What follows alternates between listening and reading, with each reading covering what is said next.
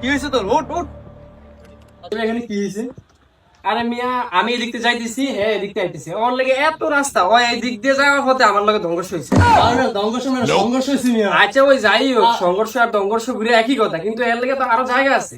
আরে ভাই থাক ভাই, ক্ষমা চান, আমাদের ক্ষমা চান। আমি ক্ষমাসান মানি? তুই কি জানবেন? আরে ভাই সংঘর্ষ তো হে করছে, আমি ক্ষমাসান দিলি? চুপ কর চুপ কর চুপ কর ভাই, লোক এসে। আরে দেখতেছি। এখানে কি হলো? এটা তো ঝামেলা করে কেন? চাই একটু গিয়ে দেখে আসি। ভাই কিছে ভাই কিছে আপনারা অনেকক্ষণ দেখতেছি, অনেকক্ষণ ধরে আমরা ঝগড়া করতেছেন, কি সমস্যা কি ভাই? এদিক থেকে যাইতেছি। হ্যাঁ এদিক থেকে যাইতেছি। আসতেছে। আচ্ছা তোমার সংঘর্ষ হয়েছে। হ্যাঁ হ্যাঁ হ্যাঁ সংঘর্ষ হয়েছে। আর এটা নিয়ে ঝামেলা করতেছি। ভাই আমার কি দোষ এখানে? আচ্ছা এখানে আমার কি দোষটা ভাই? ওনার তো আরো জায়গা আছে, উনি ওই দিক দিয়ে যাইতে পারেন, এখানে আমার দোষটা কি বলেন? না আসলে এখানে কারোর দোষ না, দোষ হচ্ছে আপনার নানি, আমার নানি। আপনার নানির তার কারণ হচ্ছে যে মনে করেন আপনার নানি যদি এই ভিডিওতে না আসতো তাহলে আপনার মা আসতো না, আর আপনার মা যদি না আসতো তাহলে আজকে আপনি আসতেন না, আর আপনি যদি না আসতেন তাহলে মনে করেন আজকে এখানে আসি সংঘর্ষ হইতো না।